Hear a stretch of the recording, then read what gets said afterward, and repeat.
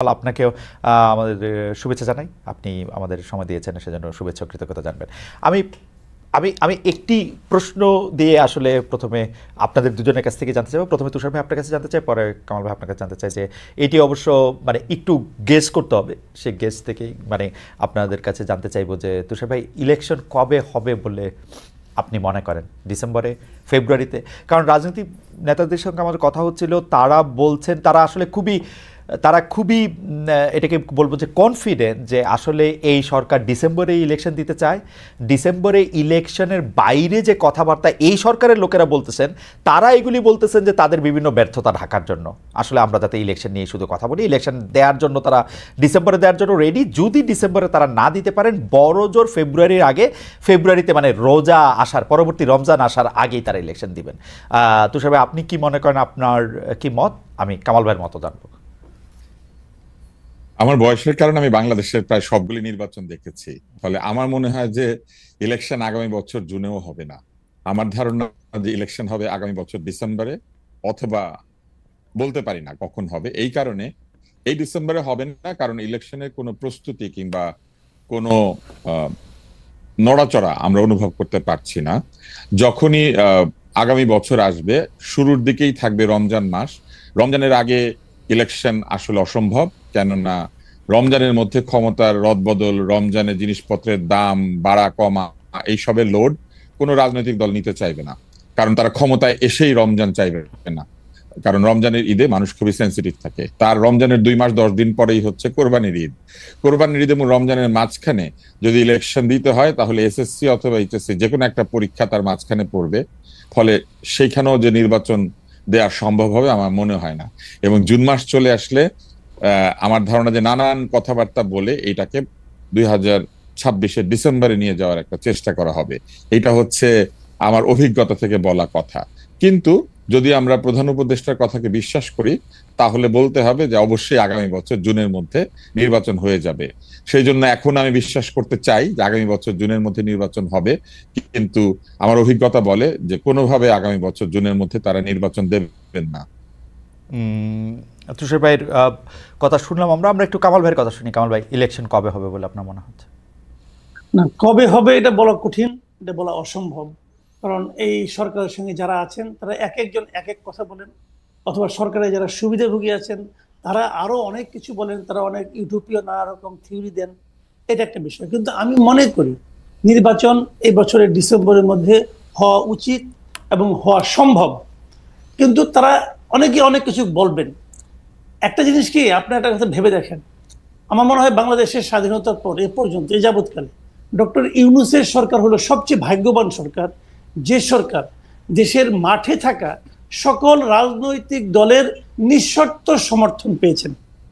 এরকম এর আগে কোনো সরকার পায় নাই। এমনকি স্বাধীনতার পর বঙ্গবন্ধু সরকারও কিন্তু পায় নাই।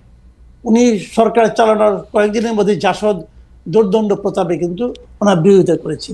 এরকম একটা সমর্থন পাওয়ার কারণে ওনাদের পক্ষ থেকে, অথবা ওনাদের যারা নাকি সুবিধাভোগী আছে, ওনাদের যারা চামচামি করেন, তারা নানাভাবে নানা ধরনের কাজ করতেছেন এবং সোশ্যাল মিডিয়ার মাধ্যমে এক ধরনের প্রচারণা চালাচ্ছেন।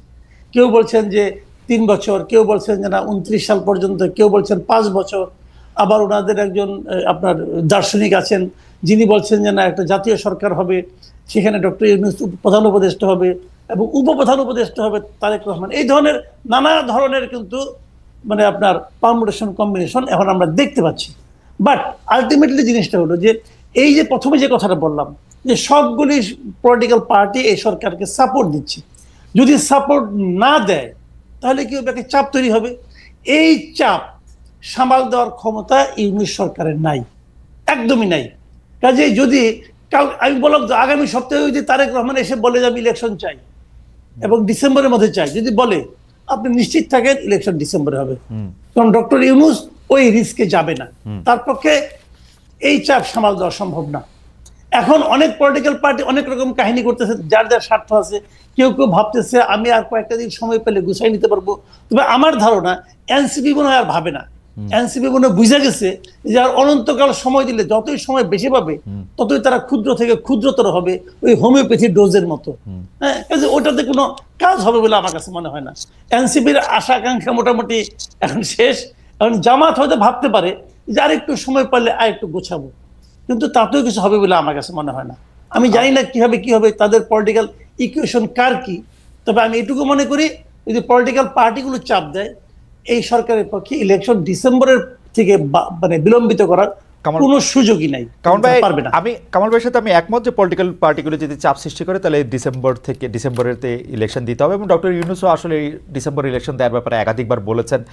বড়জোর তিনি নানা কারণে সেটাকে একটু বাড়িয়ে হাতে সময় রেখেছেন, কিন্তু পলিটিক্যাল পার্টি কিন্তু আমরা কিন্তু দেখছি যে পলিটিক্যাল পার্টিগুলি কিন্তু সেই অর্থে চাপ সৃষ্টি করতেছে না, পলিটিক্যাল পার্টির মধ্যে সেই চাপ কিন্তু নাই। সেটাকে আমরা বাদ করে রেখে আমি একই প্রশ্ন আবার আপনাদের দুজনকে করতে চাই। এবার কামাল ভাই আপনি যদি একটু সংক্ষেপে বলেন, তুষার ভাই আপনার পরে একটু বলবেন। সেটা হচ্ছে যে আমরা দেখেছি যে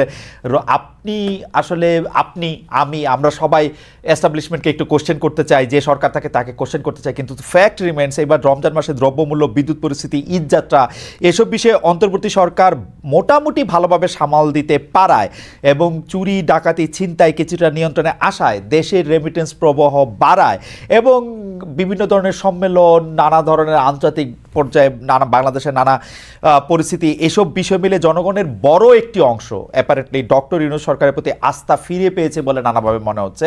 আমার যারা বিএনপি বা জামায়াত যে করেন যেসব পরিচিতরা, নেতৃবৃন্দরা, তারাও অনেকে বলছেন ডক্টর ইউনূসের প্রতি এই দেশের মানুষের কিছুটা আস্থা বেড়েছে, অ্যাপ্রুভাল রেটিং অনেক বেড়েছে বলে মনে হচ্ছে। এমনকি এনসিপির নেতাও পরিণত হয়েছেন ডক্টর ইউনূস, মানে এনসিপির নেতা হিসাবে কিন্তু এখন আর নাহিদের নাম আমরা শুনি না, ডক্টর ইউনূসের নামেই আমরা বেশি শুনি। ডক্টর ইউনূসের মানে নিজেকে একটি নেতা হিসাবে, শাসক হিসাবে প্রতিষ্ঠিত করতে পেরেছেন বলে মনে হয়। সেই ক্ষেত্রে ইলেকশন যদি পরে হয়, ডক্টর ইউনূস সরকার যদি আরেকটু বেশি সময় থাকে, তাহলে কি অসুবিধা? আমরা কেন বিএনপিকে নিয়ে আসার জন্য এত অস্থির হয়ে উঠেছি, বা যারা নির্বাচন করে আসবে তাদের জন্য অস্থির হয়ে উঠেছে? সরি, প্রশ্নটা লম্বা হয়ে গেল, আমি আর কথা বলছি না। কামাল ভাইকে শুনে আমরা তুষার ভাইকে শুনবো। না, এখানে একটা কথা আমি বলি আপনাকে, ডক্টর ইউনূস ভালো করছেন কি মন্দ করছেন এটা তো আমার দেখার বিষয় না রে ভাই। না, কেন আমি বলি, ডক্টর ইউনূস কোন সরকারের প্রধান? উনি একটা অন্তর্বর্তী সরকারের প্রধান। অন্তর্বর্তীকালীন সরকার মানেটা কি? মানেটা হলো একটা রেগুলার গভর্নমেন্ট আসবে, যতদিন সেই রেগুলার গভর্নমেন্টটা না আসে ততদিন সরকারটাকে পরিচালনার জন্য এবং ওই রেগুলার গভর্নমেন্ট আনার জন্য যে নির্বাচনটা হবে সেই নির্বাচনটা অবাধ এবং নিরপেক্ষ করার জন্য একটা সরকার দরকার। সেটি হলো ডক্টর ইউনূসের সরকার। এই কথা কিন্তু মাথায় রাখতে হবে। কাজে এই সরকার তো রেগুলার গভর্নমেন্টের মতো কাজ করবে না, এবং অন্তর্বর্তী সরকার আপনি যেগুলো আমরা সাফল্য বললাম, আমরা কিন্তু এগুলি একটাও অস্বীকার করছি না। রমজানের শাকসবজির দাম কম ছিল, কোনো সন্দেহ নাই। চালের দাম কি কম ছিল? তেলের দাম কি কম ছিল? ছিল না। এখন আপনি বলবেন যে চাল তেল নিয়ে গত রমজানে সবকিছুর দামই বেশি ছিল, চালের দামও বেশি ছিল, শাকসবজির দামও বেশি ছিল। এবার শাকসবজির দাম কম, এটা আমাদের জন্য একটা রিলিফ না? রিলিফ, অবশ্যই রিলিফ, আমি অস্বীকার করছি না। রমজান তো শেষ, এখন কি হচ্ছে শুনেন। আমার কাছে ওই দিন এক ভদ্রলোক 3টা রিসিট পাঠাইছে, 3টা রিসিট। একটা রিসিট সে মোহাম্মদপুরের একটা দোকান থেকে, মায়ের দোয়া নামে একটা চাউলের দোকান, সেই দোকান থেকে সে জানুয়ারি মাসের 3 তারিখে 25 কেজি চাউলের 1 বস্তা চাউল কিনছে 1740 টাকা দিয়ে। সেই একই দোকান থেকে সেই একই চাল, একই পরিমাণ চাল উনি ফেব্রুয়ারি মাসের 1 তারিখে কিনছেন 1950 টাকা দিয়া। সেই একই দোকান থেকে একই পরিমাণ চাল, 25 কেজি চাল, উনি এপ্রিল মাসের 7 তারিখে কিনেছেন 2155 টাকা দিয়া। কথাটা খেয়াল করেন, 4 মাসের ব্যবধানে চাউলের দাম 1700 থেকে 2100 টাকা হয়ে গেছে, কিন্তু একই দোকানে একই জায়গায়। কাজে এটা হলো রিয়েলিটি। আর গতকালকে তো আপনার তেলের দাম বেড়ে গেল 1 লাফে 14 টাকা। তো এখন আপনি যদি বলেন না তেলের দাম কম আছে, চাউলের দাম কম আছে, দাম বেড়েছে কিন্তু আমাদের ক্রয় ক্ষমতা বেড়েছে, বলতে পারেন ভাই। অনেক কথাই আগেও শুনেছি, এখনো শুনতে পারি। সেগুলি এক জিনিস। বিষয়টা কি হয়েছে আমি বলি, ডক্টর ইউনূস হলো একটা অসাধারণ পিআর পার্সন। উনি জানেন যে কিভাবে পিআরের কাজগুলি করতে হয়। সোশ্যাল মিডিয়ায় এক ধরনের হুজুগ উনি চালাচ্ছেন খুবই প্ল্যান্ড ওয়েতে, খুবই। কিন্তু একটা কথা মাথায় রাখতে হবে ভাই, মাথায় রাখেন, যারা সোশ্যাল মিডিয়ায় এগুলি করে তারা কিন্তু বাজার করে না, বাজার করে বাবা, রান্না করে মা, ছেলে খায় আর খেতে খেতে স্ট্যাটাস দেয়। এটা মাথায় রাখতে হবে ভাই। এটাই বাংলাদেশে এখন হচ্ছে। কি হচ্ছে বাবাকে জিজ্ঞাসা করেন যে বাজার করতে যায় তার কি হয়েছে। আমি কিন্তু বাজার করি না কামাল ভাই, আমি গত পরশুদিন বলি আপনাকে, গত পরশুদিন আমি এমন কোন সবজি পাই নাই যার দাম 80 টাকার কম। আমি পাই নাই ভাই, আমি নিজে কিনেছি। আমি কিন্তু আরেকজনের কাছে শুনে বলতেছি না। না কিন্তু কামাল ভাই, একমাত্র টমেটো পেয়েছিলাম 50 টাকা কেজি, কিন্তু কামাল ভাই টমেটো ছাড়া আর প্রত্যেকটা জিনিসের দাম 80 টাকা কেজি। কিভাবে কমলো ভাই? কিন্তু কামাল ভাই বলেন কিভাবে কমলো? না না ঠিক আছে, কিন্তু কামাল ভাই আমি আপনি দুজনই, আপনি আমার থেকে অনেকখানি বড়, কিন্তু আমরা আসলে এই সরকারগুলিকে খেয়াল করি। তো এই আওয়ামী লীগ সরকার, তার আগে যখন বিএনপি সরকার ছিল, তাদের যে মানে তৃণমূল পর্যায়ে তাদের যে বাহিনী আছে, সেটা ছাত্রদের হোক, যুবদের হোক, এটার হোক, তাদের একটা বড় চাঁদাবাজি এবং পাওয়ার এক্সারসাইজ করার একটা সিন্ডিকেট আছে। আমাকে আমার একজন গ্রামীণ বন্ধু ফোন করে সেদিন বলেছিলেন যে তোমরা তো গ্রামে আসো না, তোমরা বুঝবা না যে আমরা তো এই চাঁদাবাজি থেকে এখন মুক্ত আছি। এখন তো কেউ আমাকে এসে দলের মানে উনি হ্যাডাম শব্দটা ব্যবহার করছেন, সেটা দেখাচ্ছে না। সমন্বয়কদের ওই গ্রাসরুট লেভেলে এরকম দল নাই। তো এইটা তাদের জন্য একটা স্বস্তির। এইটা আমরা কেমনে বুঝবো? আমরা শুধু তথাকথিত নির্বাচন এর নাম দিয়ে এটাকে আমরা আসলে, না, আমি আপনার সঙ্গে কিন্তু একদম দ্বিমত করছি না। ওই পর্যায়ের এই ছুটকা ফাটকা চাঁদাবাজি এখন আসলে ওইভাবে নাই। ঢাকার রাস্তাতেও এই ফুটপাতে বাদামওয়ালাকেও কিন্তু প্রতিদিন 100 টাকা করে চাঁদা দিতে হতো আগে, যে নাকি চীনা বাদাম বিক্রি করে। ওইটা এখন নাই, আমি নিজে চেক করে দেখেছি, ওগুলি নাই। এটা হলো একটা পজিটিভ দিক। কিন্তু একটা কথা আপনাকে মাথায় রাখতে হবে, সেই জিনিসটা হলো আমি কিন্তু বাংলাদেশে ডক্টর ইউনূস সরকারকে হাসিনা সরকারের সঙ্গে তুলনা করব না। হাসিনা সরকার তো আমার কল্পনার চেয়েও খারাপ সরকার ছিল। তাদের দৌরাত্ম্য, তাদের দাপট, তাদের অনিয়ম, দুর্নীতি, এটার সঙ্গে আমি কোনো সরকারকে তুলনা করব না। সেটা এক জিনিস। ওইখান থেকে আমরা মুক্তি পেয়েছি। মুক্তি পাওয়া মানে এইটা এখন যে পেয়েছি, এটাই যে আমাদের প্রাপ্তি, এটাই যে আমাদের প্রত্যাশা, তা কিন্তু নয়। আমরা কিন্তু নিয়মতান্ত্রিক সরকার চাই। কেন চাই সেটা আমি বলি। কোন আপনি যতক্ষণ পর্যন্ত আপনাকে রেগুলার পলিটিক্যাল গভর্নমেন্ট না আসবে, ততক্ষণ পর্যন্ত এই দেশে কোনো বিনিয়োগ আসবে না। আপনি সিঙ্গাপুর থেকে স্মার্ট লোক নিয়ে আসেন আর 41,000 উপরে থেকে ঝাঁপ দেওয়া লোককে নিয়ে আসেন, ভাই কোনো লাভ হবে না। উনি ওই মানে একটা অনুষ্ঠানে পরিচালনা করবেন, টুকটাক ইংরেজি বলবেন, হয়ে গেল। স্মার্টলি হাঁটবেন, হয়ে গেল। বিনিয়োগ আসবে না ভাই। পলিটিক্যাল গভর্নমেন্ট ছাড়া রেগুলার গভর্নমেন্ট যারা বিনিয়োগ করবে, তারা কিসের উপর ভরসা করে করবে? করবে না। কাজে আপনি সেই জন্য আপনার এখানে একটা রেগুলার পলিটিক্যাল গভর্নমেন্ট আসতে হবে। কথা বলছি, ডক্টর ইউনূস যদি ভালো হয়, উনি এই ক্যাবিনেট নিয়ে ইলেকশন করুক না, অসুবিধা কি আছে? আচ্ছা, আরেকটা কথা, সেটা হলো এই ইলেকশন এদের প্রতি সাধারণ মানুষের ম্যান্ডেট আছে কিনা তারও তো একটা প্রমাণ হওয়া দরকার আছে। আপনি তো গাইড জোরে বলতেছেন জুলাই অভ্যুত্থান, আপনি গাইড জোরে বলতেছেন। কে নিয়োগ করছে? ডক্টর ইউনূস নিজেই বলছে তাকে নিয়োগ করছে ছাত্ররা। ছাত্ররা এখন কই? ছাত্ররা মিটিং রাখলে তো 100 লোক হয় না। তাহলে ওরা নিয়োগ করতে হয় তো শুয়ে পড়ছে, এটা কুয়ে তো লাভ নেই ভাই। ওকে, কারণ ভাই আমি আপনার কাছে আসবো। আমি এই প্রশ্ন নিয়ে তুষারের কাছে একটু জানতে চাইবো যে তুষার ভাই আপনি কি মনে করছেন? সবজির দাম কম কিংবা বাজারে কিছু জিনিসপত্রের দাম গ্রহণীয় পর্যায়ে থাকাটা আসলে যতখানি না এই সরকারের কৃতিত্ব, তার চাইতে এটা হচ্ছে একটা আলামত আওয়ামী লীগ সরকারের দুর্নীতির। এই যে সিন্ডিকেট, জিনিসপত্রের দাম বাড়িয়ে মুনাফা করা, চাঁদাবাজি করা রাস্তার উপরে, এই জিনিসগুলো নাই। কারণ যারা এগুলি করতো তারা পালিয়ে গিয়েছে অথবা তারা গা ঢাকা দিয়েছে। ফলে এই যে জিনিসপত্রের দাম কমে এসেছে, এটা বরং প্রমাণ করেছে যে আওয়ামী লীগ কত দুর্নীতি করতো এবং কত খারাপ একটা সরকার ছিল। ফলে এই কৃতিত্বটা কেমন, এটা হচ্ছে এরকম যে আপনার শরীরে একটা রোগ জীবাণু ছিল, রোগ জীবাণুটা বের হয়ে যাওয়াতে আপনার নর্মাল টেম্পারেচার ফেরত এসেছে, কিন্তু আপনার পাশে যিনি বসেছিলেন তিনি কৃতিত্ব নেওয়ার চেষ্টা করছেন যে এই যে আপনার নর্মাল টেম্পারেচারে ফেরত এসেছেন আপনি, এটার জন্য উনি দায়ী। আসলে ওই শরীর থেকে জীবাণু পালিয়ে যাওয়ার কারণে এটা ঘটেছে। এটা হচ্ছে আমার ব্যক্তিগত অ্যানালিসিস। কিন্তু আমি মাসুদ কামাল ভাইয়ের সাথে একমত, চালের দাম কমে নাই। আমি নিজে যেহেতু চাল কিনি, আমি দেখেছি চালের দাম বেড়েছে, তেলের দাম বেড়েছে, আরো নিত্য প্রয়োজনীয় বহু কিছুর দাম বেড়েছে। এইবার কেন জানি বাংলাদেশের মানুষ খেজুর নিয়ে কোনো শব্দ করে নাই, খেজুরের দাম বেড়েছে, ছোলার দাম বেড়েছে।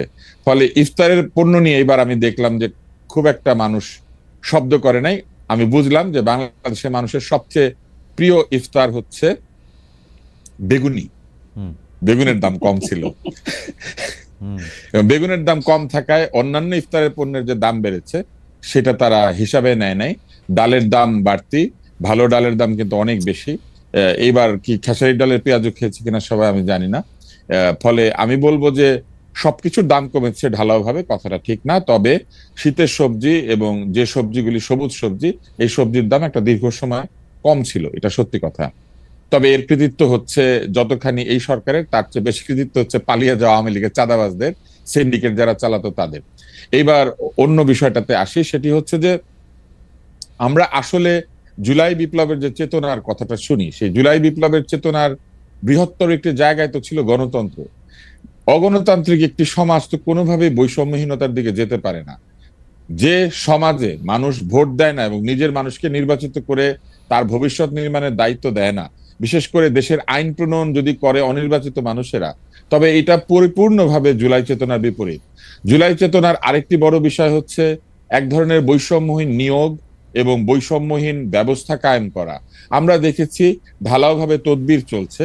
স্বাস্থ্য খাতের কথা আমি বলতে পারি সরাসরি, কেননা এই বিষয়ে আমার কাছে অনেক বেশি ইনফরমেশন আছে।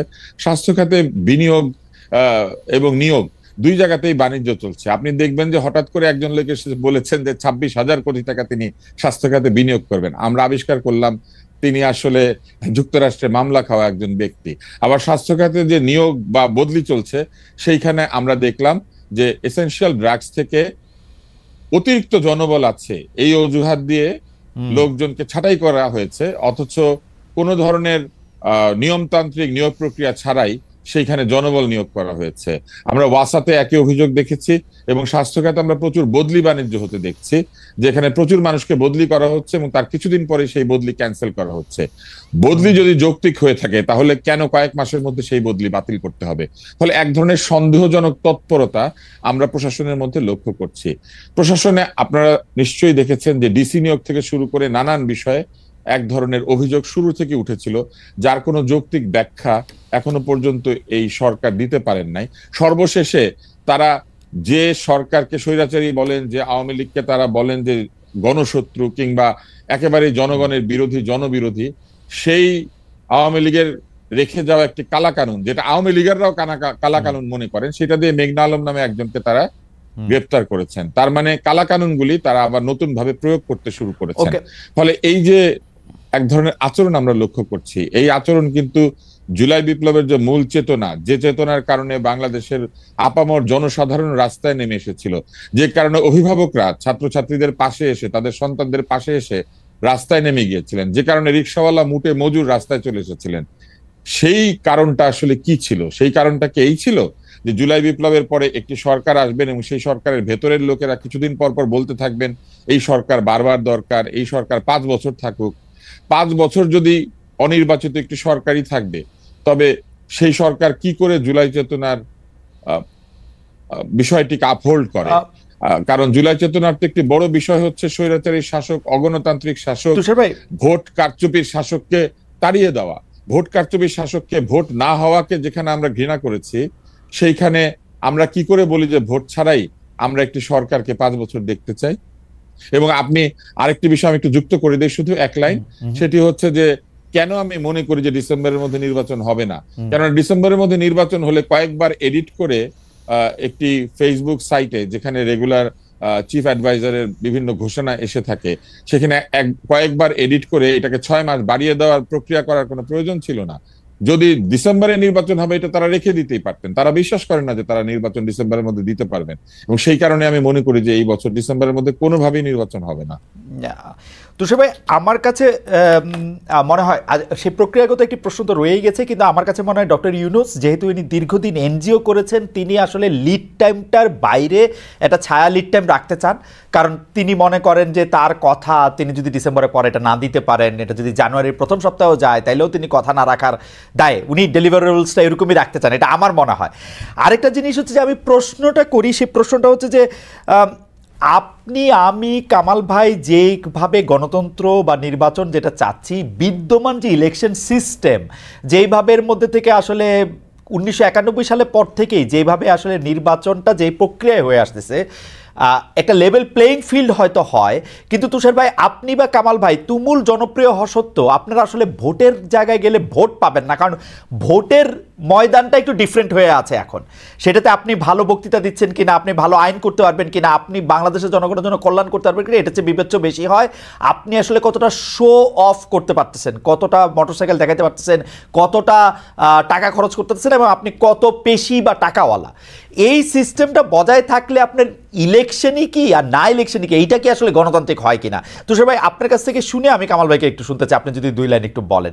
ইলেকশনের যে সিস্টেম, আমি বলতেছি যে লেভেল প্লেইং ফিল্ড, এটা সবার জন্যই লেভেল হয়তো, কিন্তু আমার আপনার যেহেতু টাকা বা পেশি নাই, সেহেতু ইচ্ছা করলেও আমরা আসলে সে জায়গায় যাইতে পারবো না, এবং আমরা উই আর এট মার্সি যে বড় দলগুলোর প্রধানরা আমাদেরকে নমিনেশন দিবে কি দিবে না। আপনার এই কথায় কিছুটা সত্য আছে, কিন্তু এই কথায় সত্য থাকলেও আমাদেরকে বুঝতে হবে যে আমাদের জনগণ যদি শো অফ পছন্দ করেন, যে কথা এনসিপিও বলেছে, সার্জিস বলেছে যে জনগণ এই ধরনের শো অফ পছন্দ করেন, গাড়ি নিয়ে তাদের শক্তি প্রদর্শন করলে জনগণ মনে করেন যে যিনি ভোট চাইছেন তিনি শক্তিশালী। জনগণ যদি এই বিষয়কে গুরুত্বের সাথে দেখেন, তাহলে ধরে নিতে হবে আমাদের জনগণ এইরকম শাসকই চান। জনগণ যেরকম শাসক চাইবে সেই রকম শাসকই তারা পাবেন। আমরা এই জন্য নির্বাচনী ব্যবস্থাকে প্রশ্নবিদ্ধ করতে পারি না যে আমাদের জনগণ ঠিক জায়গাতে ভোট দিতে পারে না। যদি এটাই হয়, আমরা মনে করি যে জনগণ ঠিক মতো ভোট দিতে পারে না, তাহলে তো আগের সরকারের কথাবার্তাও ঠিকই থেকে যায়। তারাও তো বলতেন যে উন্নয়ন বেশি দরকার, জনগণ উন্নয়ন বুঝে না, সেই জন্য উন্নয়নের স্বার্থে ক্ষমতা ধরে রাখতে হবে। তাই একইভাবে আপনি বা আমি যদি বলি যে আমাদেরকে লোকে ভোট দেয় না, সেই জন্য ভোট বন্ধ করে রাখতে হবে, আমরা দেশ চালিয়ে দেব, তাহলে এটা কিন্তু একটা যৌক্তিক কথা হয় না। সেক্ষেত্রে আমাদের সংবিধান পরিবর্তন করে এমন একটা অবস্থা করতে হবে যে জনগণের ভোট দিয়ে আসলে নির্বাচন হবে না, অন্য কোনো পদ্ধতিতে নির্বাচন হবে। সেই পদ্ধতি কি, সেটা তো পৃথিবীতে কোনো গণতান্ত্রিক ব্যবস্থা এখনো পর্যন্ত আবিষ্কার করতে পারে নাই।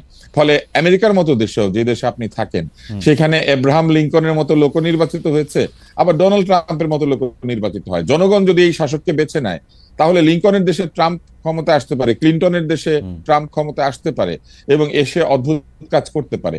গণতন্ত্রের বিরুদ্ধে গিয়ে আমি তো এটা বলতে পারি না যে জনগণ ঠিক মতো ভোট দিতে পারে না। জনগণ যেভাবে ভোট দিতে চায়, যে দেবতা যেই প্রসাদে তুষ্ট হয়, যে ভোগে তুষ্ট হয়, হয়তো সেইভাবেই আমাদের পলিটিশিয়ানরা পলিটিক্স করেন। কিন্তু এইখানে আমার একটা ছোট্ট বলার বিষয় আছে, সেটি হচ্ছে নির্বাচন কমিশন আমাদের এই দেশে সঠিক নির্বাচনের যে রুলস অ্যাপ্লাই করতে বলেছেন, যেখানে হলফনামা দিতে হয়, আয়ের সঠিক উৎস ঘোষণা করতে হয়, অতিরিক্ত খরচ করলে সেই খরচকে প্রশ্ন করে প্রার্থীকে শাস্তি দেওয়া যায়, এই জিনিসটা চালু করলেই কিন্তু লেভেল প্লেইং ফিল্ডের সাথে সাথে আমাদের মতো লোকেরাও নির্বাচন করতে পারে। কেননা তখন কিন্তু ওই যে নির্বাচনের যে নির্ধারিত ব্যয়, তার বাইরে কোনো ব্যয় হলেই যিনি ব্যয় করবেন তার প্রার্থিতা পর্যন্ত বাতিল হয়ে যাওয়ার সুযোগ আছে। নির্বাচন কমিশন এবং সরকার লেভেল প্লেইং ফিল্ড তৈরি করেন এক অদ্ভুত ভাবে। তারা বড় দলগুলিকে লেভেল প্লেইং ফিল্ডে এনে লেভেল খরচ করার একটা সুযোগ তৈরি করে দেয়। রাইট। কিন্তু যদি সত্যি সত্যি এখন যদি কমিশন যে নিয়ম আছে সেই নিয়মের মধ্যে প্রকৃত অর্থেই এই নিয়মকে প্রযুক্ত করে, তাহলে কিন্তু বেশি খরচ করার কোনো সুযোগ নাই। সাদা কালো পোস্টার ছাড়া অন্য কোনো পোস্টার ছাপানোর সুযোগ নাই, গেট বানানোর কোনো সুযোগ নাই, এমনকি মাইক এবং জনসভায় অতিরিক্ত খরচ করারও কোনো সুযোগ নাই। ওকে, আমি একটু কামাল ভাইয়ের কাছে জানতে চাইবো যে কামাল ভাই, আপনি এই প্রসঙ্গে আপনি কি বলবেন? আমাদের ইলেকশনের সিস্টেম যেটা লেভেল প্লেইং ফিল্ডের ক্ষেত্রে তুষার ভাই সঠিক কথাই বলছেন, একই লেভেলে নিয়ে আসে যাতে তারা দুইজন একই রকম টাকা খরচ করার সুযোগ পায়। কিন্তু আমার প্রশ্ন হচ্ছে যে এখন নির্বাচনী ব্যয় যদি একজন সংসদ সদস্যের ক্ষেত্রে সর্বোচ্চ 25 লাখ টাকা করার কথাও বলা হয়ে থাকে, কিন্তু তারা 25 কোটি টাকা খরচ করলে তারা কিভাবে এটা ধরবে? ভোটারদেরকে নগদ টাকা দিলে বা ভোটারদেরকে নগদ টাকা দিয়ে প্রভাবিত করার মতো অবস্থা সৃষ্টি করলে সেটা কি করা হবে? সেটা নির্বাচন কমিশনের এরকম কোনো মেশিনারি নাই। এবং আমরা যেটা দেখছি যে মামলা করলে, যারা মহিউদ্দিন খান আলমগীরের মামলাটি এখানে স্মরণীয়, তিনি পরবর্তী নির্বাচনের 1 মাস আগে তাকে আসলে ওইটা রায় বেরিয়েছিল, প্রায় 5 বছরের ক্ষেত্রে। কামাল ভাই, আপনার নিশ্চয়ই মনে থাকবে, আপনি এই নিয়ে আপনার একটু মতামত দিবেন যে এই ইলেকশন সিস্টেমের মধ্যে আসলে আমরা গণতান্ত্রিক উপায়ে আমরা যাদেরকে চাই বা যেটাকে আমরা গণতন্ত্র বলি সেটার প্র্যাকটিস আমাদের পক্ষে করা সম্ভব হয় কিনা। তবে কামাল ভাই, আপনার থেকে 1 সেকেন্ড একটু অনুমতি নিচ্ছি। আমরা দর্শকদের কাছে জানতে চেয়েছিলাম যে এবারের শোভাযাত্রা সম্পর্কে। এবারের শোভাযাত্রা রাজনৈতিক নয়, বরং আনন্দ শোভাযাত্রা নিয়ে, বর্ষবরণ আনন্দ শোভাযাত্রা নিয়ে বলেছেন সংস্কৃতি উপদেষ্টা মোস্তফা সরোয়ার ফারুকী। প্রিয় দর্শক, এই দাবি সঠিক বলে মনে করেন কিনা, শতকরা 73% দর্শক মনে করছেন সঠিক, 27% মনে করছেন সঠিক নয়। 44,000 দর্শক এখানে ভোট দিয়েছেন। কামাল ভাই, বিদ্যমান যে ইলেকশনের সিস্টেম আছে সেই সিস্টেমের ক্ষেত্রে সেটা কি হবে, সংস্কারগুলি করা হলে এটা থেকে আমরা আসলে মুক্তি পাইতাম কিনা, এইটা হচ্ছে আমাদের প্রশ্ন। না, একটা বিষয় হলো কি, দেখেন, যদি আমরা বলি যে বিদ্যমান নির্বাচনী ব্যবস্থা ঠিক আছে কিনা, তাহলে তত্ত্বগতভাবে ঠিক আছে, কিন্তু প্রায়োগিকভাবে ঠিক নাই। যেভাবে প্রয়োগ করা হয় সেটা ঠিক না। কিন্তু যদি আমি তাত্ত্বিকভাবে ধরি, কাগজে কলমে দেখি, তাহলে বিদেশের অনেক দেশের নির্বাচনী ব্যবস্থা যে আমাদের নির্বাচনী ব্যবস্থা মন্দ নয়। তাহলে আমরা ওটা প্রয়োগ করতে পারি না কেন? আমরা দেখেন যা কিছুই বলছি আজকে এই নির্বাচনী ব্যবস্থা নিয়ে আপনি যে কথা বলছেন, আমি যে কথা বলছি, তুষার ভাই যে সমস্ত কথা বলছি, আমরা কিন্তু আমাদের অভিজ্ঞতা থেকে কথা বলছি। আমরা গত কয়েকটা নির্বাচন দেখেছি কি হয়, এখানে টাকা পয়সার দাপটটা কোথায় যে ঠেকে আমরা কিন্তু দেখেছি। এই দেখে কিন্তু আমরা সিদ্ধান্ত নিচ্ছি হচ্ছে না। কিন্তু আপনি দেখেন 70-এর যে নির্বাচনটা হয়েছিল, যেটাতে আওয়ামী লীগ নিরঙ্কুশ ভাবে জিতেছিল, ওই সময় কি আওয়ামী লীগ সবচেয়ে ধনী দল ছিল না? তো তখন কি এই দেশে এই ভূখণ্ডেই তো হয়েছে। আমরা ইন্টেনশনালি পলিটিক্যাল পার্টিগুলো আমাদের ভোটারদের মন মানসিকতা, চারিত্রিক বৈশিষ্ট্যকে চেঞ্জ করার চেষ্টা করছে, কিন্তু এই চেষ্টাটা সফল সম্পূর্ণ হয়ে গেছে আমি কিন্তু তাও মনে করি না।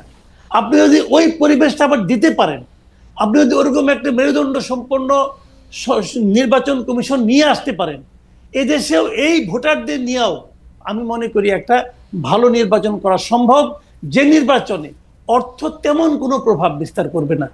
একজন লোক কোটি টাকা দিবে, তার কাছ থেকে টাকা নিয়ে একজন ভালো লোককে ভোট দিবে, এই মানসিকতা আমাদের ভোটারদের মধ্যে যে একদম নাই, এটা কিন্তু আমি মনে করি। কারণ আপনি অভিজ্ঞতার কথা বলছিলেন, কিন্তু 91 সালেও কিন্তু আমি যদি দেখি যে এরশাদ সাহেবের আমলে এটা প্রথম শুরু হয়েছে মারাত্মকভাবে, 70 সালে না, মানে প্রভাবিত করা।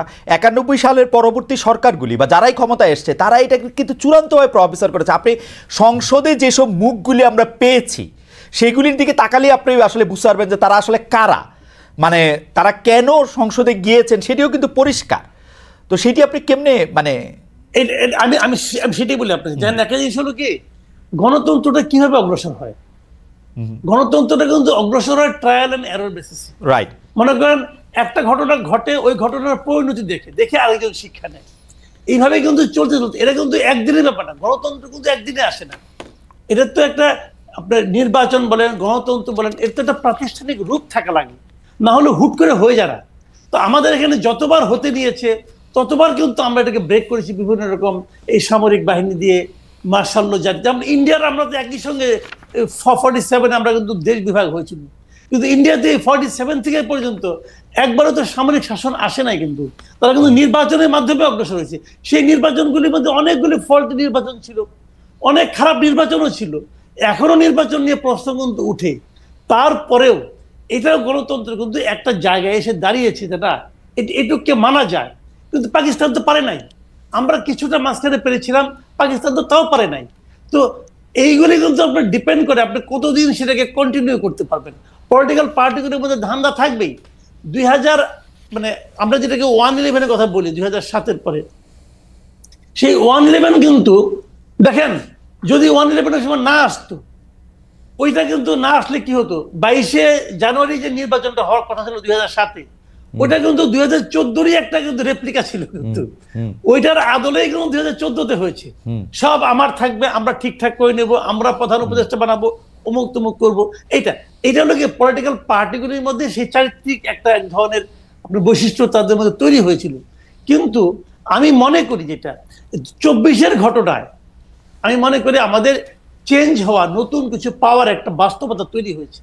এখন যারাই স্বৈরাচারী হতে চাইবে তাদের মাথার মধ্যে কিন্তু 24-এর যে পরিণতি, এরকম পরিণতি তো এর আগে হয় নাই। 24-এর যে পরিণতি, শাসকের যে নির্মম যে মানে পরাজয় এবং পলায়ন এবং পর্যুদস্ত হওয়ার যে ঘটনা, এরকম ঘটনা কিন্তু অতীতে কখনোই হয় নাই। এরশাদ দেখেন স্বৈরাচারী ছিল, তারও পতন ঘটছিল, কিন্তু উনি কিন্তু ইলেকশন করতে পেরেছেন জেলখানা থেকেও, পেরেছেন তো। কিন্তু এখন কি হচ্ছে, এখন যে বাস্তবতাটা, এরা তো ইলেকশন করতে দিলেও আসতে পারবে না, অবস্থা এমন দাঁড়িয়েছে। মানুষের যে ক্ষোভ, এই ক্ষোভটা দেখে কিন্তু আমি মনে করি আগামীতে শিক্ষা নেওয়ার বিষয় আছে। কিন্তু তার পরিবর্তে আপনি যদি জনগণের হাতে যদি আপনার বেছে নেওয়ার ক্ষমতাটা না দেন, তার যে অধিকার, এটা তো অধিকার হবে আমার। আপনি যারা বলতেছেন জি। যে ইউনূসকে 5 বছর রাখতে হবে, ওনারা ওনাদের ভালোবাসা থেকে বলতেছেন, ওনাদের ভালোবাসাকে আমি অনার করি, কিন্তু পাশাপাশি আমি ওনাদেরকে বলবো যে আপনি কি সবার কাছে জিজ্ঞাসা করছেন? না। সবার মতামত নিছেন? না। সবার মতামত যখন নিতে পারবেন, সেটাকে আমি ডেমোক্রেসি বলতে পারবো। Absolutely. আপনি আজকে ইউনূসকে বলবেন, আমি একটা কথা বলে শেষ করি। হ্যাঁ। আজকে আপনি ইউনূসকে ভালো বলতেছেন, আচ্ছা কালকে যদি ইউনূস মারা যায় তখন আপনি কি করবেন? তখন আপনি আরেকজন ইউনূসকে কোথায় পাবেন? পাবেন তো না। যদি সেক্ষেত্রে আপনাকে কি করতে হবে? আপনাকে একটা সিস্টেম ক্রিয়েট করতে হবে। Right. আপনার সংস্কারের কথা বলেন যে একটা সিস্টেম ক্রিয়েট করবেন, আপনারা নিজেরাই তো সিস্টেম ভাঙার চেষ্টা করতেছেন যে উনাকে রাখতে হবে। Okay. কেন? উনার যদি জনগণের সমর্থন থাকে তাহলে উনি তো একটা পার্টির সঙ্গে আছেন অথবা পরোক্ষভাবে আছেন, উনি প্রকাশ্যে চলে আসেন, ওই পার্টির নেতৃত্ব দেন, ইলেকশন করেন। যদি জনগণ আপনাকে চায় আপনি নির্বাচিত হবেন। ওনার তো টাকার অভাব নাই। 666 কোটি টাকা তো উনি কয়েকদিন আগে মাফ করে নিছেন, তো টাকার তো অভাব নাই রে ভাই। ওই টাকা দিয়ে ইলেকশন করেন না, অসুবিধাটা কি? কামাল ভাই, আপনি এই প্রসঙ্গটা নানা সময় তুলেছেন তুষার ভাইও, সেই জন্য এই প্রসঙ্গে আমি কথা বলতে চাই যে 24-এর পরবর্তী, বিশেষ করে এই যে জুলাই আন্দোলনের পরবর্তী সময় আমরা একটা নতুন বন্দোবস্ত চেয়েছিলাম, নতুন সিস্টেম চেয়েছিলাম, আমাদের আশা সাংঘাতিকভাবে ভঙ্গ হয়েছে। কিন্তু আমরা যে 24-এর পরবর্তী বা জুলাই স্পিরিটটার প্রকাশ যে আমরা দেখতে চেয়েছিলাম, সেইটা অনুবাদের দায় বা এক্সিকিউশনের দায় আমরা শুধু এই সরকারকে বা এই যে এখন যে নতুন রাজনৈতিক দলটি তৈরি হয়েছে সেই নতুন রাজনৈতিক দলটির উপরেই দিয়েছি কিনা, মানে আমরা কি পরিবর্তিত হয়েছি? তুষার ভাই থেকে জানতে চাইবো, তারপরে কামাল ভাইয়ের কাছে আসবো যে তুষার ভাই আমরা কি বদলেছি? ধরা যাক এই আন্দোলনটা তো আমাদের সবারই আন্দোলন ছিল, আমরা তো চাই নাই যে এতদিন ধরে একটা অগণতান্ত্রিক সরকার ক্ষমতার মধ্যে থাকুক, নির্বাচনের নামে প্রহসন করে যারা ক্ষমতার মধ্যে থেকে আছে তাদেরকে আমরা তাড়িয়েছি ঠিকই, কিন্তু নতুন রাজনৈতিক বন্দোবস্ত আমরা চেয়েছি কেবলমাত্র সরকারের কাছ থেকে, কেবলমাত্র এই বৈষম্য বিরোধী ছাত্র আন্দোলনের কাছ থেকে। এটা আমাদের ঠিক হয়েছে কিনা, আমরা নিজেরা বদলেছি কিনা তুষার ভাই? কারণ আমি আসলে গণমাধ্যমে কোনো বদল দেখি না, নামগুলির বদল ছাড়া বেশিরভাগ ক্ষেত্রেই। আমি আসলে রাজনৈতিক যে কালচার সেটিতে বদল দেখি না। বলা হয় কোনো নেতা সম্পর্কে তার নাম বললে অজু করতে হবে, কোনো নেতা সম্পর্কে বলা হয় যে তিনি হজরত, মানে একই তো রয়েছে। ইউনূস সাহেবকে পর্যন্ত বলা হয় যে ইউনূস সাহেব এমনভাবেই দেশ চালাচ্ছে যে আরও 5 বছর 50 বছর ইউনূস সাহেব মারা যাওয়ার আগ পর্যন্ত যাতে বাংলাদেশে আর কোনো নির্বাচনের কথা কল্পনাও না করা হয়। তো এইটা তো আমরাই তো আসলে বদলাই নাই। এইটা নিয়ে আপনাদের দুজনের মন্তব্য একটু আমরা শুনতে চাইবো, যে এটা আমার মতামত যে আমরা বদলেছি কিনা। আমরা বদলেছি কিনা এই প্রশ্নটা আসলে একটু জটিল, কেননা আমরা বলতে আসলে আমরা কাকে বুঝি? এই রাজনৈতিক দল এবং সরকার বাদে বাকিরা না, আরবান এলিট শ্রেণী বদলায় নাই, কিন্তু আমাদের গ্রামের মানুষ কোনোদিন বদলাই নাই। আমাদের গ্রামের মানুষ কিন্তু সবসময় খুবই সাধারণ, তারা খুব বেশি জিনিসপত্র খোঁজে না, এমনকি সরকারে কে আছে কে নাই এটা নিয়েও তারা খুব একটা মাথা ঘামায় না। তারা দেখতে চায় সরকার তাদের জীবন মানের উন্নয়নের জন্য কি করছেন, তারা জানতে চায় তারা বিচার সালিশ এইসব জায়গাতে তারা বিচার পাচ্ছেন কিনা, সালিশ পাচ্ছেন কিনা। তারা দেখতে চায় তাদের মধ্যে যারা দরিদ্র তারা ঋণ পাচ্ছেন কিনা, তাদের মধ্যে যারা দরিদ্র তাদের পাশে এসে সরকার বিভিন্ন সময় দাঁড়াচ্ছেন কিনা। এই ব্যাপারগুলি গ্রামের মানুষ জানতে চায়। গ্রামের মানুষের কাছে কাবিখা টাবিখা, গ্রামের মানুষের কাছে এই দরিদ্র ভাতা, বৃদ্ধ ভাতা কিংবা বিধবা ভাতার যে কর্মসূচি, এগুলার যত গুরুত্ব রয়েছে, আসলে সরকারে কে আছে এবং নাই এগুলা নিয়ে তাদের কিন্তু অত মাথা ব্যথা নাই। তারা জানতে চায় যে সেচের জন্য যে বিদ্যুৎ, সেই বিদ্যুতের দাম তাদের গ্রহণযোগ্য মাত্রায় আছে কিনা, তারা সার বীজ কীটনাশক সময় মতো পাচ্ছে কিনা, তাদের বাড়ির যে বড় ছেলে কিংবা মেজ ছেলে সে এইখানে চাকরি না পেয়ে বিদেশে গিয়ে বাংলাদেশে যে কাজ সে করতে চায় না এমন কাজ করে হলেও বাংলাদেশে কিছু রেমিটেন্স বা জীবনের জন্য প্রয়োজনীয় কিছু অর্থ পাঠাতে পারছে কিনা। বলে আমাদের সাধারণ মানুষ কিন্তু আসলে জীবনও কখনো বদলায় নাই, তাদের নতুন করে বদলানোর কিছু নাই। তারা ওই সিম্পল লিভিং এর মধ্যে আছেন দরিদ্র মানুষ, তারা তাদের জীবন মানের উন্নয়নের জন্য প্রতিদিন পরিশ্রম করে চলেছে। কিন্তু বদলায় নাই যারা, তারা হচ্ছেন আরবান এলিট।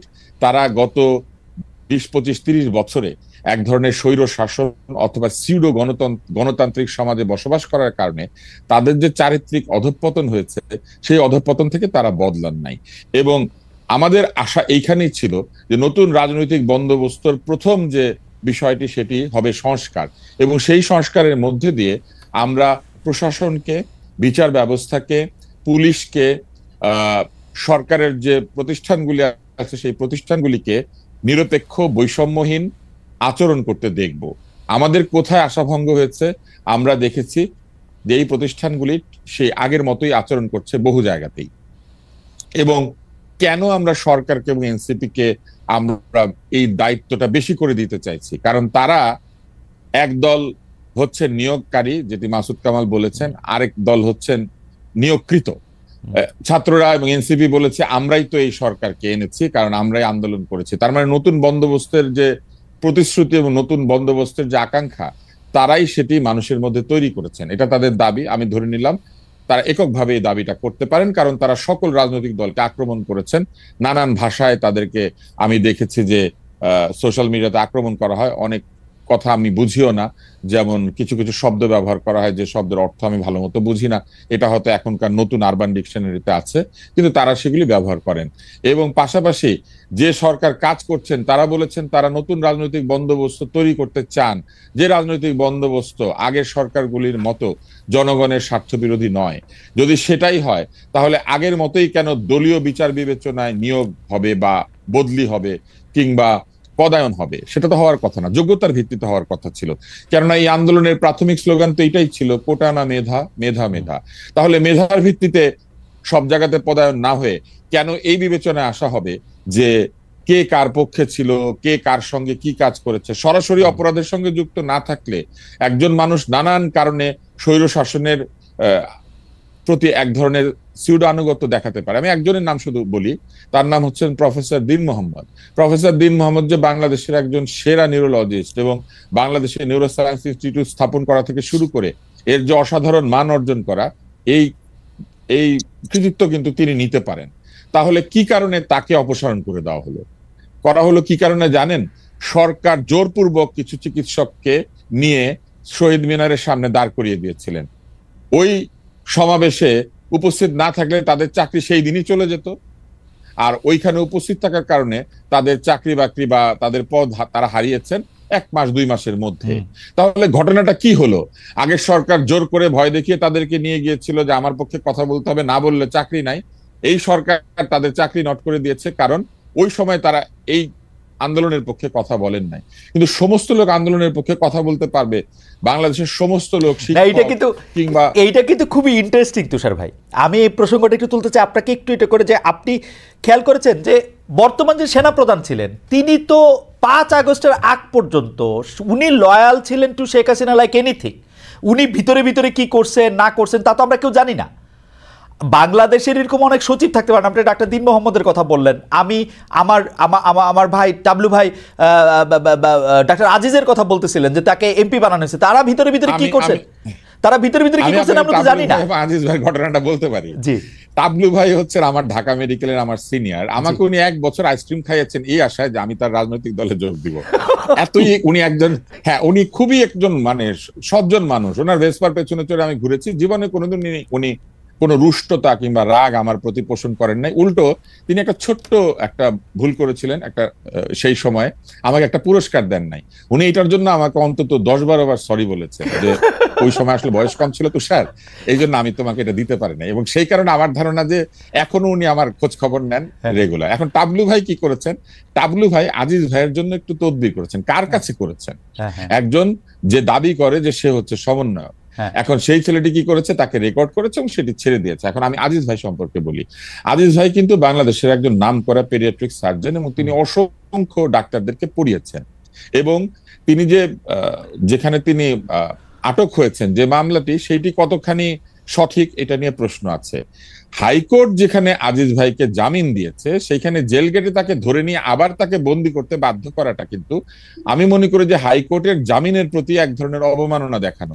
হাইকোর্ট যাকে মনে করেছে যে তাকে মুক্ত করা যেতে পারে জামিনে মুক্ত হওয়া মানে কিন্তু দোষমুক্ত হওয়া না, তাকে জামিনে শুধু ছেড়ে দেওয়া হয়েছে। মনে করা হয়েছে যে তিনি বের হলে পরে তিনি বহু শিশুর অপারেশন করতে পারবেন, বহু রোগীর চিকিৎসা দিতে পারবেন, এবং তিনি কিন্তু অসৎ উপায় থেকে অর্জন করা টাকা পয়সা দিয়ে রাজনীতি করেন নাই, এই গ্যারান্টি আমি দিতে পারি।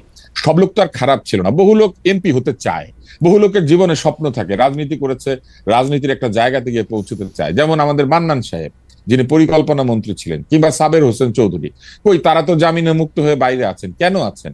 কারণ এরকম বহু লোক তারা রাজনৈতিক কারণে তারা মানুষের ভালো করার জন্য রাজনীতি করে। এখন আজিজ ভাইকে যেভাবে ধরে নিয়ে আবার ঢুকিয়ে দেওয়া হলো, এটা তো সেই স্বৈরাচারী কায়দা। এটা তো সে একই রকম স্বৈরাচারী কায়দা এবং একই রকম অত্যাচার, যে অত্যাচারের বিপরীতে এই সরকার কাজ করবে বলে আমার মনে করেছে। একদিকে আমার মনে তুষার ভাই আপনার বক্তব্য ক্লিয়ার, আমরা পরবর্তী প্রসঙ্গে যাব। আপনি কি শেষ করবেন তাহলে? আমরা একটু হ্যাঁ, আমি এখানেই শেষ করি। ফলে কি ঘটেছে জানেন, আমাদের আশাহত হওয়ার জায়গা এইটাই। আমরা তো এনসিপির কাছ থেকে এইটাই আশা করেছিলাম যে তারা এই সব ক্ষেত্রে বলবেন যে তারা এই ধরনের কাজের বিরুদ্ধে, তারা বলবেন তারা যে নয়া রাজনৈতিক বন্দোবস্ত চাচ্ছেন সেই বন্দোবস্তের বিপরীতে যেই কাজ করুক, সে যদি ইউনূস সাহেব করেন, সেটা যদি তার প্রেস সচিব কোনো কথা বলেন উল্টাপাল্টা, যে কোনো উপদেষ্টা যদি বলেন, অথবা সরকারের কোনো একটি প্রতিষ্ঠান বা অঙ্গ যদি নতুন রাজনৈতিক বন্দোবস্তের বিপরীতে তাদের আচরণ দেখায়, তাহলে সেই সমালোচনা করাই তো নতুন রাজনৈতিক বন্দোবস্ত। আমরা মন খুলে সমালোচনা করতে পারি নাই, অনেকেই, আমি করেছি কিন্তু অনেকেই করে নাই। কেন? আয়নাঘরের ভয়ে। এই সরকার তো আয়নাঘর নাই, তাহলে মানুষ কেন নির্ভয় সমালোচনা করতে পারবে না? সমালোচনা করলেই কেন বলা হবে যে তারা আগের সরকারের পক্ষে, তারা দোষর? কিন্তু তুষার ভাই, এটা তো নতুন রাজনৈতিক বন্দোবস্ত। তুষার ভাই, এই সরকারের সময় তো শুধু এটা বলা হইতেছে, আপনারা তো দুজন বাংলাদেশী আছেন, আপনাদের আসলে আয়নাঘরের ভয় বা অন্য কোনো ভয় ভীতির সম্মুখীন হইতেছে না। কামাল ভাইকে ওই কথা অনেকে বলতেছেন আমাদের দর্শকদের মধ্যে, যে কামাল ভাইকে তো আসলে মানে এই কথা বলার জন্য এবং সাংঘাতিক বিরুদ্ধাচরণ করার জন্য আসলে কোনো ধরনের হুমকি ধাপকে এর মধ্যে দিয়ে যেতে হচ্ছে না। কিন্তু কারণ আমরা একটু আপনার কাছ থেকে এইটিও জানতে চাইবো, আপনি যে প্রসঙ্গে আমরা কথা বলতেছিলাম, শুধু আমরা একটু অ্যাড করি যে আমাদের কাছে কিন্তু মনে হচ্ছে যে সব দিক থেকেই বিএনপি, যেহেতু যদি এখন নির্বাচন হয়, ধারণা করে নেওয়া হয় যে বিএনপি ক্ষমতায় আসবে, সব দিক থেকে বিএনপির প্রতি কিন্তু একটা আক্রমণের চেষ্টা আছে, এবং বিএনপিও সেই চেষ্টাটা, মানে সেই গোবর গু গায়ে মেখে আরও গোবর গু উৎপাদন করার ব্যাপারে তারা নিজেরাও বেশ সচেষ্ট আছে। আপনি যদি বিএনপির প্রসঙ্গটা একটু বলেন। বিএনপি রাজনীতিটা না আমি ঠিক বুঝি না। এটা হলো, আমি আগে যেমন ধরেন আপনার আওয়ামী লীগের আমলে তারা যে রাজনীতিটা করতেন সেটাও অতটা বুঝতাম না। এখন তারা যে রাজনীতিটা করছেন এটাও আমি বুঝি না। একটা রাজনৈতিক দলের মূল কাজটা কি? একটা রাজনৈতিক দলের মূল কাজ হলো দেশের সংখ্যাগরিষ্ঠ জনগণের যে চিন্তা, সেই চিন্তাটাকে ধারণ করা এবং সেই অনুযায়ী কাজ করা। এটা হলো একটা রাজনৈতিক দলের মূল কাজ। এখন বিএনপি কি চায়? বিএনপি, আমি খুব একটা ছোট্ট একটা এক্সাম্পল দিয়ে বলি। বিএনপি বলছে যে নির্বাচন দেন, এটা তো বলছে তারা নানাভাবে বলছে, কখনো সরাসরি বলছে, কখনো আরে ঠারে বলছে তো। এবং সরকার তাদের এই চাওয়ার জন্য একটুও তার সিদ্ধান্ত থেকে সরে আসে নাই। সিদ্ধান্তটা কি সরকার নেবে যে কবে নির্বাচন হবে কি না হবে? না, সরকারকে সেই ম্যান্ডেট দেওয়া হয় নাই। সিদ্ধান্ত নেওয়ার দরকার, দায়িত্ব সরকারের না, একক দায়িত্ব সরকারের না, সিদ্ধান্ত নেবে জনগণ। এখন জনগণ কি চায়, বিএনপি কি সেই চাওয়াটাকে ধারণ করতে পারে? আমার কাছে মনে হয় না। বিএনপির এক এক নেতা এক এক সময় এক এক কথা বলে। কখনো বলে যে এই সরকারকে আমরা শেষ পর্যন্ত সমর্থন দিব, আবার সরকারের সঙ্গে তার নির্বাচনে বলে যে না, নির্বাচনের ব্যাপারে আমি একমত না। আবার আরেক নেতা দেখলাম বলে যে আমরা প্রতিদিন বলবো আপনারা অনির্বাচিত ম্যান্ডেট প্রাপ্ত না, এগুলি বলে। মানে এই সমস্ত কথার মানে না রকম কথামালা দেখি আমরা। বাট আমি আপনাকে সিম্পলি বলি, এই দেশের মানুষ বিএনপি কি না চায় আমি জানি না, আমার জানার দরকার নাই। কে নির্বাচন হলে বিএনপি আসবে না, আওয়ামী লীগ আসবে না, জামাত আসবে না, ছাত্ররা আসবে না, ডক্টর ইউনূস আসবে, এটা নিয়ে আমার কোনো মাথা ব্যথা নাই। আমার কথাটা হলো, আমি আমার ভোটটা দিতে চাই। 30 বছর হয়ে গেছে ভাই, 35 বছর হয়ে গেছে একটা মানুষের, সে জানে না ভোট কিভাবে দিতে হয়, জাতীয় নির্বাচনে কিভাবে ভোটটা দিতে হয় সে এইটা জানে না। সেই লোকের কাছে কিন্তু তারেক রহমানের কোনো ফ্যাক্টর না, তার কাছে ইউনূসের কোনো ফ্যাক্টর না, তার কাছে ওই ডাক্তার শফিকুল ইসলামের কোনো ফ্যাক্টর না। তার কাছে ফ্যাক্টর হলো যে আমি আমার ভোটটা দেব, তারপর সম্মিলিত জনগণ যেটা চাইবে সেটাই হবে, ম্যাক্সিমাম মানুষ যেটা চাইবে সেটাই হবে। কামাল ভাই, আমি যদি একটু তর্কের জন্য একটু বলি, এই জনগণ যেটা চায় এটা আপনি কেমনে জানেন? আমি তো জনগণ, আমি যেটা চাই। কিন্তু এরকম জনগণ তো অনেকে আছে যারা যারা যারা যারা না, এরকম জনগণ তো নিশ্চয়ই আপনি দেখছেন যারা চায় যে ডক্টর ইউনূস থাকুক। এরকম জনগণ তো আপনি দেখছেন খালি ডক্টর তারেক, মানে জনাব তারেক রহমান আইসা পয়সা পড়ুক এটা চায়, কোন ধরনের পরীক্ষার মধ্যে দিয়ে চায় না। বলি তারেক রহমান কি ভোট ছাড়া এসে বসে পড়তে চায়? না, তারেক রহমান চায় না, কিন্তু জনগণ তারেক রহমানরে চায়, চাইতে পারে, এটা তার ব্যাপার। এবং জনগণ শেখ হাসিনারও, অনেক জনগণ শেখ হাসিনারও চাইতো। আমি বলি জনগণ কি ভোট চাই কিনা সেটা বলেন। আপনি দেশের একজন লোককে নিয়ে আসেন না যে বলে আমি ভোট চাই না, আনেন না আপনার ভাই, এত সহজ।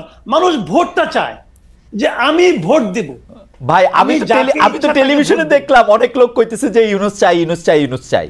আমি তো টেলিভিশনে দেখলাম একজন ক্লেরিক চূড়ান্ত মানে উত্তেজনার মধ্যে বলতেছে যে ইউনূস সাহেব ভোটের মাধ্যমে আসুক না, আমার তো কোনো না নাই। না, ভোটের মাধ্যমে আসতে পারবে না। আপনি আমাকে বলেন ভোট ছাড়া গণতন্ত্র হয় এটা পৃথিবীর কোথায় আছে রে ভাই? আমার স্যার তো বললেন যে ভোট গণতন্ত্র, আমার স্যার তো বলছেন যে ভোটই গণতন্ত্রের একমাত্র উপায়, এটা ভাবলে তুমি ভুল করবা খালেদ। আচ্ছা, এটা একমাত্র উপায় না, দুই মাত্র উপায়টা কি আছে বলুক না আমাকে। দুই মাত্র উপায়, গণ অভ্যুত্থান একটা ম্যান্ডেট। দ্বিতীয় উপায়টা কি? গণ অভ্যুত্থান। ভোট ছাড়া গণতন্ত্রের দ্বিতীয় উপায়টা কি? কারণ ভাই গণ অভ্যুত্থান আরেকটা ম্যান্ডেট, আরেকটা উপায়। গণ অভ্যুত্থান তো গণতন্ত্র না। গণ অভ্যুত্থান দিয়ে আমরা যাদেরকে বসাইছি তারা ক্ষমতায় থাকুক, এটা আমাদের চাওয়া, এটাই গণতন্ত্র। শুনেন, গণ অভ্যুত্থানটা হলো একটা শক্তি প্রদর্শনের খেলা। জি, আমি শক্তি দিয়ে, আমার সঙ্গে অনেক লোক আছে, অনেক লোকের শক্তি একত্রিত হয়ে তোমাকে প্রেসার দিয়ে তোমাকে আমি নামাই দিছি, এটা হলো গণ অভ্যুত্থান।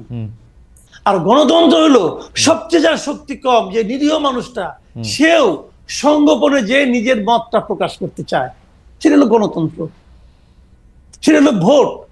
আমি তো ভোটটা চাই, যে সবচেয়ে যে লোকটা কখনোই রাস্তায় নামবে না, কিন্তু সে ভোটের দিন যে শান্তি মতো যে সে তার মতামতটা প্রকাশ করে দিয়ে আসবে, তার মতামতটাকে আপনি ইগনোর করবেন কোন বিবেচনায়? কামাল ভাই, পৃথিবীর কে করে, কোথায় করে? কামাল ভাই, আপনি আমাদের সঙ্গেই থাকবেন। তুষার ভাই বোধহয় একটা কথা বলতে চাইছেন, একটা কথা একটু যদি বলেন তুষার ভাই।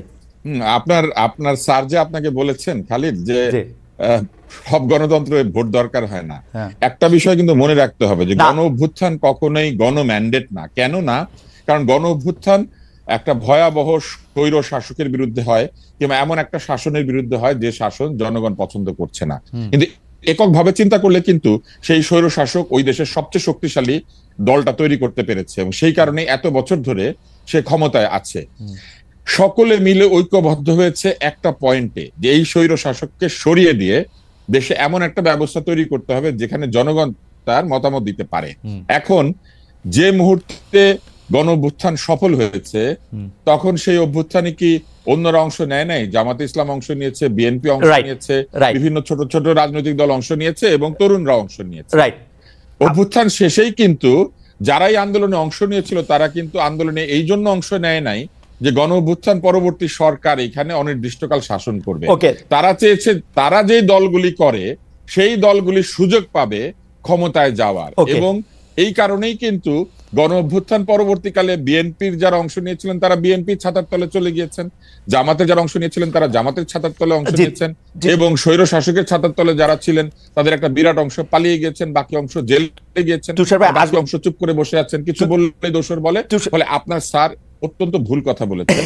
তুষার ভাই আসবো আপনার কাছে, তুষার ভাই আসবো আবার আপনার কাছে। আমার স্যার না, তো আমি প্রতিবাদ করলাম। আর আমার স্যারের প্রতিবাদ আমিও করতে পারি, কিন্তু কামাল ভাই, আমরা তুষার ভাইয়ের কথা থেকে টেনে নিয়ে বলি, জনগণ তার মতামত দেওয়ার অবস্থায় এসছে কিনা, নাকি ওই সংস্কারগুলি না হলে জনগণ মতামত দিতে পারবে না, আবারও একটা ফেসিস্ট কাঠামোর মধ্যে দিয়ে আমাদের যেতে হবে?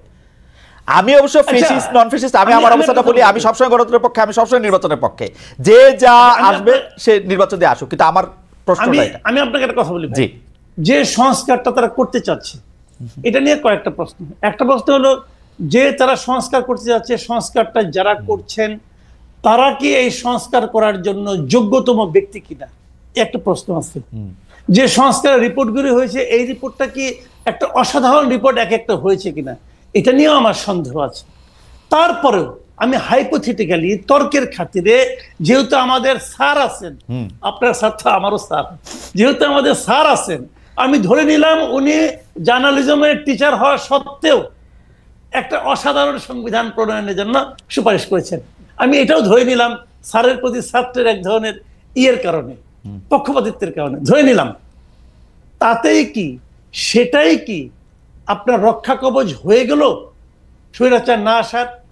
আপনাকে আমাকে সিম্পল একটা এক্সাম্পল দিয়ে বলি, পৃথিবীতে যত মুসলমান আছে তাদের জন্য একদম মানে অলঙ্ঘনীয় গ্রন্থ কোনটা, সংবিধান কোনটা? কোরআন শরীফ। যে কোরআন শরীফের একটা অক্ষর পর্যন্ত এদিক সেদিক করা যাবে না। আপনি মুসলমান, আমিও মুসলমান, অন্য দেয়ালা বাদ দেন, আপনি যেভাবে কোরআনকে ফলো করেন আমি কি সেভাবে কোরআনকে ফলো করি? প্রত্যেকটা মুসলমানকে, ফিলিস্তিনের গাজায় যারা আছেন তারা যেভাবে কোরআনকে ফলো করেন, সৌদি আরবের মুসলমানরা কি সেভাবে কোরআনকে ফলো করেন? বই তো একটা, আল্লাহর বই একটাই তো ভাই। কাজেই বইয়ের মধ্যে কি লেখা আছে, ওই মহাগ্রন্থে কি লেখা আছে সেটা ইম্পর্টেন্ট না। ইম্পর্টেন্ট হলো সেই বইটা কারা ফলো করতেছে সেটা ইম্পর্টেন্ট। রাইট। আপনি কি সংস্কার করলেন সেটা ইম্পর্টেন্ট না, সেই সংস্কারটা কারা পালন করছে কারা করছে না সেটা ইম্পর্টেন্ট। আমরা ওই আগের হাসিনা সরকারের সংবিধানকে আমরা অনেক সমালোচনা করি তো, আচ্ছা বলেন এই যে এত সমালোচনা করি তারপরেও কি সেখানে লেখা আছে যে প্রাইম মিনিস্টার যেখানে যাবেন তার বোন সেখানে একই ধরনের প্রোটোকল পাবেন? লেখা আছে? নাই তো। শেখ হাসিনা তো এখানে প্যারালাল শ্যাডো প্রাইম মিনিস্টার ছিল এই দেশে, ছিল নাকি? ছিল তো। উনি কি সংবিধান মেনেছিলেন? না, কিন্তু কিন্তু ছিলেন না তো। কিন্তু কামাল ভাই, আপনাদের, আচ্ছা আপনি শেষ করেন তার বলি। আমি বলি আপনাকে, কোশ্চেনটা হলো কি, আপনি যদি ক্ষমতাবান না হন, যেমন ৭২-এর সংবিধান তুলনামূলকভাবে আমরা অনেকে ভালো বলি, সেই সংবিধান কি শেখ মুজিবের মুখের উপর কেউ কোনো কথা বলতে পারতো? জিয়াউর রহমানের আমলে তার উপরে কেউ কোনো কথা বলতে পারতো? এইটা হলো ডিপেন্ড করে। আবার শাহাবুদ্দিন আহমেদ উনি তাকে তত্ত্বাবধায়ক সরকারের প্রধান ছিলেন, ওই সময় কোনো ওরকম কোনো ক্ষমতাও ছিল, তাও তো অনেক কিছু করছে। বিষয়টা হলো ব্যক্তি, বিষয়টা হলো মানসিকতা, এবং ব্যক্তি কখন সঠিক কাজটা করে, যখন তার মধ্যে একদিকে থাকে ভালো মানুষই, আরেকদিকে থাকে ভয়। ভয়টাও থাকতে হয়। কিন্তু আমি মনে করি ২৪-এর যে গণ অভ্যুত্থান, এটার মাধ্যমে শাসক শ্রেণীর মধ্যে একটা ভয় ঢুকে গেছে যে এই কাজ আমার আর করা উচিত হবে না, করলে আমি ধরা খাইতে পারি, এইভাবে আমাকে পতন হইতে পারে। এই ভয়টাকে থাকতে থাকতে আমাদের উচিত ছিল একটা নির্বাচন করা। আমরা ইন্টেনশনালি সেই ভয়টাকে ভেঙে দিচ্ছি। আমার কাছে এটা হচ্ছে গণতন্ত্রের জন্য সবচেয়ে বড় ভয়ঙ্কর অবস্থা। আপনি যেটা বলতেছেন আমার মনে হয় কামাল ভাই আমিও সেই জায়গায় আছি, কিন্তু আমার কাছে মনে হয় যে ভয়টা শাসক শ্রেণী পাইছে যে আমি যতভাবেই আমার ক্ষমতা সিমেন্টেড করি কিনা, একদিন সকালবেলা আমি নিজেকে দেখতে পাবো হচ্ছে ভারতের কোনো এক বেসমেন্টে। এই এই এই যে এই যে একটা ভয়, এই ভয়টা আরেকটু সংহত করার জন্যই কি আমাদের সংবিধানে কিছু মানে কিছু সংস্কার এই মুহূর্তে করা যায় কিনা, যেটা আসলে ফেসিস্ট হইতে একজনের বাধা দিবে? যোগ্যতার বিচার আমি করতে চাই না। বাংলাদেশে কে যোগ্য কে অযোগ্য, বড় বড় যোগ্য লোকেরাই ৮৫টা করে বই লেখছে শেখ হাসিনারে নিয়ে, বড় বড় যোগ্য লোকরাই তেল দিতে দিতে ফ্লোর পিছলা করে ফেলছে। আমরা আমাদের বড় বড় উপাচার্যদের দেখছি হত্যা দিয়া পায়ের কাছে পড়ে থাকতে, সাংবাদিকদের দেখছি কি করতে। তো যোগ্যতার বিচার আর কামাল ভাই কইরা আমরা আর কি করব? আমি তুষার ভাই একটু জানতে চাইবো যে এটি আমার শেষ প্রশ্ন, কামাল ভাই একটু জবাব দেবেন যে আমাদের কোনো একটা সংস্কার এরকম আছে কিনা যেইটা করলে, সংবিধানে করলে বা আমরা এটার ঘোষণা দিলে, যেটা একটা ঘোষণাপত্র দিলে আরেকটা রাজনৈতিক দলের আরেকটা সরকারের ফেসিস্ট হয়ে ওঠার পথে অন্ততপক্ষে পথে একটু কাটা বিছানো হয়? পারবো না আটকাইতে, কিন্তু একটু এরকম কিছু কি আসে কিনা? ফ্লোর ক্রসিং এর যে আইনটা আছে এটা সংবিধান থেকে তুলে দিতে হবে, এটা হচ্ছে প্রথম বিষয়। আর নির্বাচন কমিশনকে এমন ভাবে ক্ষমতাশালী করতে হবে যাতে করে নির্বাচন কমিশন যে কোনো সময় অপরাধ প্রমাণিত হলে সংসদ সদস্য সহ নির্বাচিত যে কোনো ব্যক্তিকে, নির্বাচন কমিশনের অধীনে যে নির্বাচনগুলি হয় সেই নির্বাচিত যে কোনো ব্যক্তিকে পদ থেকে অপসারণ করতে পারবে যদি নির্বাচনে তিনি অসৎ উপায় অবলম্বন করেছেন অথবা অসৎ প্রভাব বিস্তার করেছেন। এটা হয়। এই দুটি করার জন্য সংবিধান আসলে খুব যে বিরাট সংশোধন করতে হয় ব্যাপারটা তাও না। এই দুটি করলে আমার ধারণা যে ফ্যাসিস্ট হয়ে ওঠাকে অনেকখানি বন্ধ করা যায়। আপনি নিশ্চয়ই খেয়াল করেছেন যে ৭০ অনুচ্ছেদ অর্থাৎ ফ্লোর ক্রসিং এর এটা উঠানো না উঠানোর ব্যাপারে বিএনপি এনসিপি এই প্রথম কোনো কিছুতে একমত। বিএনপি এনসিপি জামাত ইসলামী সবাই একমত যে আমরা ৭০ উঠুক, এটা চাই না। আমার সাথে আবার কথা বলার সময় তারা বলে কি যে না অর্থ বিলের ক্ষেত্রে শুধু আমরা বলছি, আমি বলি আরে ভাই সরকারি দলের সব বিলই তো অর্থ বিল। এইটা আবার আমাকে বুঝাইতে আসে যে সরকারি বিলের সব দল অর্থ বিল, কই যে যাব? ওরা অর্থ বলতে টাকা বুঝেছে। ট্রেজারি বিল মানে যে ট্রেজারি বেঞ্চ, সরকারি দলকে যে ট্রেজারি বেঞ্চ বলে, আমি সোজা গোদা বাংলায় বুঝায় বললাম যেটার সাথে টাকা পয়সা জড়িত, এইটা ছাপাইতেও টাকা লাগে, সুতরাং এটা অর্থ বিল। তাও ব্যাপারটা তো তা না। এবং তাহলে বুঝতেই পারছেন সংবিধান যারা বদলাতে চায়, ছুড়ে ফেলে দিতে চায়, তারা এরকম ছোট ছোট জিনিস নিয়ে আসলে সম্যক এবং ধারণা ৭০ রাখে ব্যাপারে না। তারা সবাই ৭০ ব্যাপারে তারা সবাই একমত যে ৭০ থাকবে, ৭০ রাখতে হবে। না, ৭০ আসলে রাখা একেবারে ঠিক না। এই সংবিধানের সবচেয়ে অগণতান্ত্রিক বিধান হচ্ছে ৭০ অনুচ্ছেদ। আমি আমার নেতা যদি পাগল হয়ে যায় আমি তার বিরুদ্ধে ভোট দিতে পারবো না, কারণ আমার দল মনে করেছে তিনি হযরত। তো এইটা হলে তো বিরাট সমস্যা। এইটা যদি থাকে যে কোনো কেউ স্বৈরাচারী হয়ে উঠতে পারে, এক। আর দুই হচ্ছে যেটি আমি বলেছি যে নির্বাচন কমিশনকে এমন ভাবে শক্তিশালী করতে হবে। এখন কিন্তু নির্বাচন কমিশন কোনো রায় দিতে পারে না, রায় দিতে আদালতের কাছে যেতে হয়। নির্বাচন কমিশন প্রার্থিতা বাতিল করতে পারে না, আদালতে গিয়ে লোকজন বসে থাকে। এটা কেন হবে? নির্বাচন সংক্রান্ত সকল কিছু নির্বাচন কমিশন সরাসরি করতে পারবে, এটা করা উচিত। আর নির্বাচনে অর্থ খরচ করলেই প্রার্থিতা স্থগিত হয়ে যাবে, বাতিল হয়ে যাবে, বন্ধ হয়ে যাবে। এইটা করার জন্য কিন্তু এখন কোনো কিছু লাগে না ভাই। স্টার লিংক আনতে পারছেন, এখন জিপিএস স্যাটেলাইট দিয়ে শুধু যে ভূমি দেখে তা না, উপর থেকে ছবি তোলা যায়, কে কয়টা পোস্টার ছাপিয়ে ঝুলিয়েছে এটা আকাশ থেকে গোনা যায়। ড্রোন দিয়ে খালি ছবি না দেখিয়ে ড্রোন দিয়ে যে কোনো এলাকাতে গুনে ফেলা যায় যে প্রার্থী আসলে কয়টা পোস্টার ছাপিয়েছে। কিন্তু ফলে এগুলা যদি বলে, এগুলা বললে আসলে অদ্ভুত। আমার মনে হয় সংস্কার বলে দিতে পারি। আমার মনে হয় সংস্কারের প্রসঙ্গটা একটু কামাল ভাইয়ের কাছে একটু জানতে চাইবো যে তার আগে কামাল ভাই ইন্টারেস্টিং, আমি একটু কমেন্ট বক্সের মধ্যে থেকে শামীম ইমতিয়াজ উনি বলছেন, খালেদ ভাই কমেন্ট বক্স পড়ছেন বোধহয়, দেশের মানুষ মনে প্রাণে ভীষণভাবে প্রফেসর ইউনূসকে চাচ্ছে, এক্ষেত্রে গণভোট করে তাকে ক্ষমতা রাখা যায় কিনা অতীতে জিজ্ঞেস করে দেখেন, জনগণের চাওয়াটা এমনই। আরেকজন অনেকবার লিখেছেন, খালেদ সাহেব কমেন্ট বক্স পড়েন সাহস থাকলে, পড়লাম, সাহস আছে কিনা জানি না। কামাল ভাই অনেকেই ইউনূসকে চাচ্ছেন, কিন্তু আমরা জানতে চাচ্ছিলাম যে কোন সংস্কার করাটা এই মুহূর্তে সম্ভব, উচিত এবং বাঞ্ছনীয়, আসলে যদি আমরা একজন ফেসিজম বা ফেসিস্ট একটা নেতাকে ঠেকাতে চাই, কিছুটা কাটাতে যেতে চাই। কোনো ম্যাজিক সংস্কার নাই। আপনি এমন কোন সংস্কারই করতে পারবেন না যা দিয়ে ম্যাজিক তৈরি হবে। আপনি বলেন, এই যে সংস্কারের দাবিগুলো কারা করেছিল, যে স্টুডেন্টরা করেছিল, তারাই কি কোনো ম্যাজিক দেখাতে পেরেছে? তাদের নিজেদের জীবনযাপন কি সংস্কার আনতে পেরেছে? সেটা তো আমরা দেখছি, প্রতিনিয়ত শুনছি, কি পাচ্ছি আমরা? কিছুই পাচ্ছি না। কাজে এই ঘটনাগুলি হলো জানেন, এক ধরনের হাইপ তৈরি করা হয়েছে সোশ্যাল মিডিয়ায় যে ডক্টর ইউনূসকে 5 বছর চাই। কেন চাই, কিভাবে চাই, কি কারণে চাই, কেউ বলতে পারে না। কিন্তু ডক্টর ইউনূস কি, আমরা যে আন্দোলনের কথা বলি, সেই আন্দোলনের চেতনাকে ধারণ করে? আমি তো মনে করি করে না।